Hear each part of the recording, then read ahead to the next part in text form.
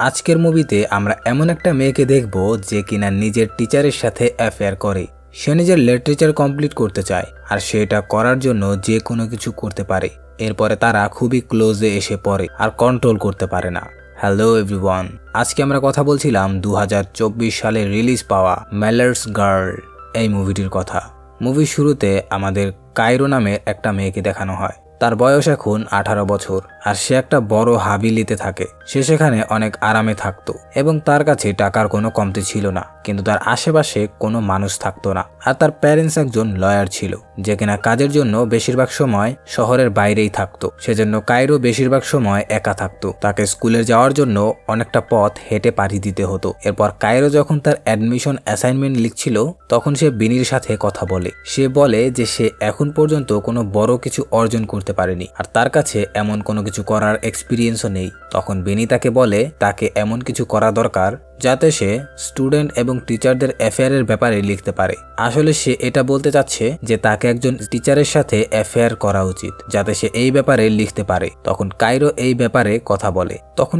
ব্যাপারে কথা বলে যে বিনি কি মিস্টার ফিলমোরের সাথে ইন্টিমেট হবে কিনা, কারণ বিনি একজন লেসবিয়ান ছিল। ফিলমোর মিস্টার মিলারের অনেক ভালো বন্ধু ছিল আর মিস্টার মিলর স্কুলের কোচ ছিল। এখন পরের দিন আমরা কায়রোকে স্কুলে দেখতে পাই যেখানে সে ক্রিয়েটিভ রাইটিং ক্লাসে জয়েন করেছিল, যেখানে সে প্রথমবার মিস্টার মিলারের সাথে দেখা করে।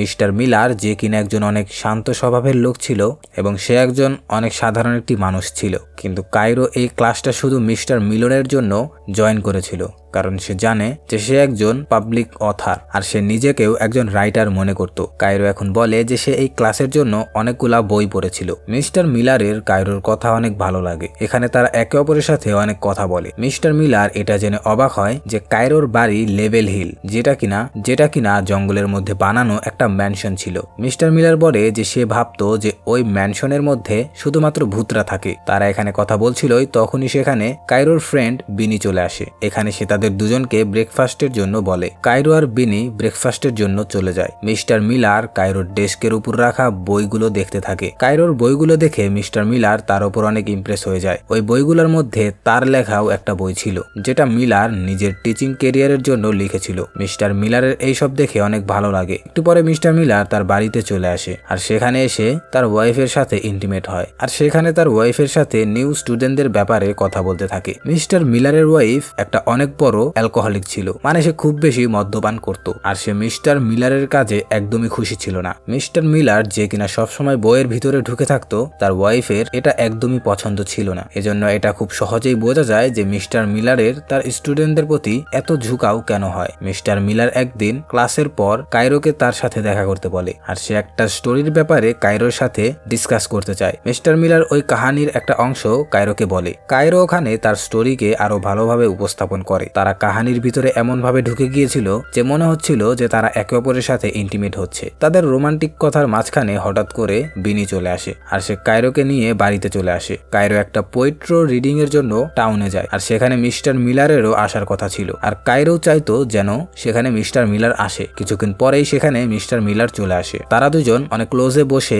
পোয়েট্রি শুনতে থাকে, যেটা শুনে কায়রো অনেক ইমোশনাল হয়ে যায়। এরপর তারা বাইরে বেরিয়ে এই ব্যাপারে অনেক কথা বলতে থাকে। এখানে তারা একে অপরের সাথে সিগারেট শেয়ার করতে থাকে। এখানে তাদের ইন্টিমেসি ধীরে ধীরে বাড়ছিল। এরপরে মিলার ফিলমোরের সাথে দেখা করে যে কিনা স্কুলের একজন কোচ ছিল। সে মিলারের অনেক পুরাতন বন্ধু ছিল। তারা এখানে কথা বলছিল তখনই সেখানে কায়রো চলে আসে। ফিলমোর এখানে কায়রোর বুক সিলেকশনের ব্যাপারে মজা করতে থাকে। এরপর ফিলমোর সেখান থেকে চলে যায়। কায়রো মিলারের কাছে এসে বসে পড়ে। তারা আবারও একে অপরের সাথে সিগারেট শেয়ার করতে থাকে আর ধীরে ধীরে অনেক ক্লোজে আসতে শুরু করে তারা। মিলার যখন নিজের ক্লাসে যাচ্ছিল তখন তার ওয়াইফের মেসেজ আসে যে সে কোথাও এক জায়গায় যেতে চাচ্ছে। কায়রো ক্লাসে মিলারকে তার ফেভারিট অথারের ব্যাপারে বলতে থাকে। সে বলে যে সে তার মতো করেই স্টোরি লিখতে চায়। মিস্টার মিলার এখন তাড়াহুড়ায় ছিল তার বাসায় যাওয়ার জন্য। এরপর সে কায়রোকে হ্যাঁ বলে সেখান থেকে চলে যায়। বিনি মিস্টার মিলারের টেবিলের উপর চড়ে বসে কায়রোকে এখানে অনেক খেপাতে থাকে। এরপর ফিলমোর তার বন্ধুর সাথে দেখা করার জন্য সেখানে আসে। ফিলমোর এখানে আসার পরে বিনি তার সাথে অনেক মজা করে। সে ফিলমোরের ফোন নিয়ে তার কাপড়ের মধ্যে লুকিয়ে ফেলে, কিন্তু এখানে কায়রোও তার ফোন পাচ্ছিল না। অন্যদিকে আমরা মিস্টার মিলারকে দেখতে পাই,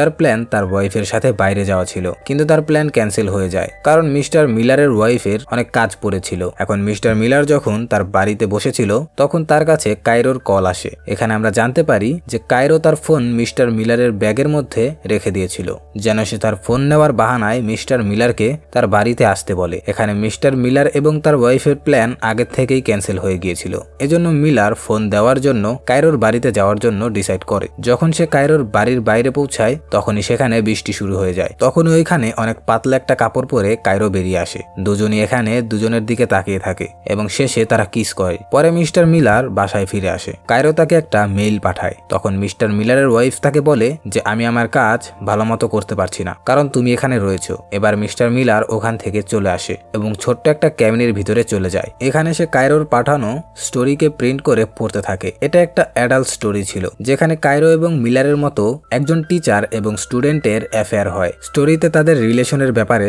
বলা হয়েছিল। এখানে পড়ার সময় মিলারের গতকাল রাতে যা যা হয়েছিল সবকিছু মনে পড়তে থাকে, যেখানে তারা দুজন অনেক ক্লোজ ছিল। মিলার কায়রোর স্টোরি পড়তে পড়তে অনেক এক্সাইটেড হয়ে যায়। এরপরে সে তার প্যান্ট খুলে স্টোরির মজা নিতে থাকে। বুঝতে পারছেন আমি এখানে কি বলছি, কিন্তু পরের দিন সবকিছু বদলে যায়। মিলার কায়রোকে কল করে না যেরকমটা সে প্রথমে করত।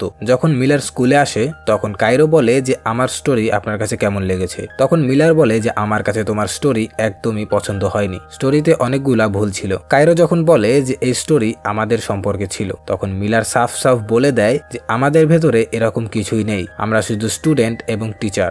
এটা শুনে কায়রোর মন ভেঙে যায়। মিলার বলে যে তোমাকে স্টোরি আবারও লিখতে হবে, না হলে আমি তোমাকে মিড এক্সামে ফেল করে দেব। কায়রো এখানে মিলারের উপর অনেক রেগে যায়। সে বলে যে আমার স্টোরি একদম পারফেক্ট। কায়রো বলে যে তুমি এই জন্য ঘাবড়ে গেছো যে আমি ওই জিনিসগুলো লিখেছি যেটা তুমি কোনোদিনও লিখতে পারোনি। কায়রো তাকে নিচে দেখানোর জন্য অনেক সাধারণ একজন রাইটার বলে, আর সে রেগে গিয়ে বলে যে তুমি পারলে আমাকে এখনই ফেল করে দাও। এটা বলে সে মন খারাপ করে ওখান থেকে চলে আসে। এরপর সে বাসায় আসার পরে বিনির সাথে মদ্যপান করে। অন্যদিকে আমরা মিস্টার মিলারকে দেখতে পাই যে কিনা অনেক টেনশনে ছিল। এটা দেখে তার ওয়াইফ তাকে বলে যে কি হয়েছে। মিলার তাকে কায়রোর লেখা স্টোরির ব্যাপারে বলে। স্টোরিকে শুনে তার ওয়াইফও অনেক এক্সাইটেড হয়ে যায়। এরা যখনই এখানে কিছু একটা করতে যাবে তখনই সেখানে ফিলমোর চলে আসে। এটা দেখে মিলারের মাথা খারাপ হয়ে যায়। অন্যদিকে কায়রো এবং বিনি কথা বলছিল। কায়রো এখানে বিনিকে বলে যে মিলার শুধু আমার সাথে ক্লোজ হওয়ার নাটক করেছিল। এরপর কায়রো বিনিকে বলে যে তুমি মিস্টার ফিলমোরকে মেসেজ করো যাতে সে ডিস্ট্রাক্ট হয়। বিনি মিস্টার মিলারকে অনেক ভালো ভালো রোমান্টিক কথা বলে, কিন্তু এদিকে মিস্টার ফিলমোরের ওগুলাতে কোনো আসর পড়ছিল না। এরপর তারা মিস্টার ফিলমোরের মনোযোগ কাড়ার জন্য নিজেদের কাপড় চোপড় সব খুলে ফেলে এবং রোমান্টিক ভাবে ছবি উঠে মিস্টার ফিলমোরকে পাঠিয়ে দেয়। যখন মিস্টার ফিলমোর এইগুলা দেখে তখন সে তাড়াতাড়ি করে মিলারের ঘর থেকে চলে যায়। এরপর মিলারের ওয়াইফের কাছে স্কুল থেকে কল আসে। এখন পুরো স্কুল জেনে গিয়েছে কায়রো এবং মিলারের অ্যাফেয়ারের কথা। তার ওয়াইফ এগুলা শুনে অনেক অবাক হয়ে যায়। সে তাকে জিজ্ঞাসা করে যে এগুলা কি হচ্ছে, শুধু একটা কাহিনীর জন্য? এরপর তার ওয়াইফ তাকে বলে যে তাদের মধ্যে কি অন্য কোনো কিছু হয়েছিল কিনা। মিলার তাকে সাফ সাফ মানা করে দেয়। এরপর দিন কায়রো ক্লাসে আসে না। তাকে আমাদের ভাইস প্রিন্সিপালের রুমে দেখানো হয়। ভাইস প্রিন্সিপাল কায়রো এবং মিলারকে জিজ্ঞাসা করে যে এগুলা কি হচ্ছে। এরপর কায়রো তাকে সবকিছু বলে দেয় যে মিলার তাকে অ্যাডভান্স মিড এক্সামের অ্যাসাইনমেন্ট দিয়েছিল, তারা একসাথে সিগারেটও খেয়েছিল এবং তারা স্কুলের বাইরেও দেখা করেছে। কিন্তু এরপর যখন মিস্টার মিলারের পালা আসে তখন সে ভালো করে প্রশ্নের উত্তর দিতে পারছিল না। তখন এরকম স্বভাব দেখে ভাইস প্রিন্সিপাল সবকিছু বুঝে যায়। এজন্য তাকে ওই স্কুলের জব থেকে সাসপেন্ড করে দেওয়া হয়। এখন বাইরে ফিলমোর মিলারকে বোঝায় যে তোমাকে একটা সীমা পর্যন্ত এগুলা করতে হতো, কিন্তু তুমি একটু বেশি করে ফেলেছো, আর এর জন্য তোমাকে আজকের এই দিনটা দেখতে হচ্ছে। এরপর ফিলমোর ওখান থেকে চলে যায়। এরপর মিলার তার বাড়িতে এসে তার ওয়াইফকে বলে যে তাকে স্কুল থেকে বের করে দিয়েছে। তখন তার ওয়াইফ তার ওপর আরো বেশি সন্দেহ করতে থাকে এবং তাকে আবার বলে যে তাদের মধ্যে ওই সব কিছু হয়েছিল কিনা, কিন্তু মিলার তাকে আবারও মানা করে দেয়। কিন্তু তার ওয়াইফ এটা মানার জন্য প্রস্তুত ছিল না। তার ওয়াইফ আবারও বলে যে তোমার ওই মেয়েটির প্রতি কি কোনো রকম ফিলিংস রয়েছে কিনা, কিন্তু মিলার এখানে কিছুই বলে না। ওই ব্যাপারটার জন্য তাদের দুজনের মধ্যে ঝগড়া শুরু হয়ে যায়। এরপর তারা একে অপরের দোষ বের করতে শুরু করে দেয়, আর তাদের ঝগড়া এত বেড়ে যায় যে মিলারের ওয়াইফ এটা ডিসাইড করে যে সে মিলারকে তালাক দিয়ে দেবে। অন্যদিকে বিনি কায়রোর সাথে দেখা করে এবং সে কায়রোকে বলে যে তুমি যা কিছু করেছো তার জন্য মিলারের জব চলে গিয়েছে, কিন্তু কায়রোর এর জন্য কোনো দুঃখ ছিল না। কায়রো বলে যে মিলার আমাকে অনেক সাধারণ ভেবেছিল, কিন্তু এখন সে বুঝতে পারবে যে আমি কি জিনিস। কায়রো মিলারের সাথে এসব কিছু করে এটাকে সে নিজের জীবনের সবচেয়ে বড় জিদ ভেবে নিয়েছে। সে আরো বলে যে এখন তার কাছে না জব রয়েছে আর না রয়েছে তার ওয়াইফ। আর এই পয়েন্টেই এই মুভিটা এখানেই শেষ হয়ে যায়। আসলে যখন মিলার কায়রোর স্টোরি পছন্দ করেনি তখনই কায়রো ডিসাইড করে নিয়েছিল যে সে মিলারের সাথে বদলা নেবে, আর সে তার বদলা নেওয়ার জন্যই এইসব কিছু করেছে। সে মিলারের জব খেয়ে দিয়ে এবং তার ওয়াইফের থেকে তাকে আলাদা করে সে তার বদলা নিয়ে নিয়েছে। একটা আজগুবি মার্কা মুভি ছিল এটা, স্বাভাবিকভাবে কারোর পছন্দ হওয়ার কথা নয়। তার জন্য আমি ক্ষমা চেয়ে নিচ্ছি, কারণ সব মুভি যে ভালো হবে এটার কোনো মানে নেই, ভালো খারাপ মিলেই দেখতে হবে। যাই হোক, দেখা হচ্ছে নতুন কোনো ভিডিওতে, অবশ্যই সেটা অনেক ভালো একটা মুভি হবে। সবাই ভালো থাকবেন, আল্লাহ হাফেজ।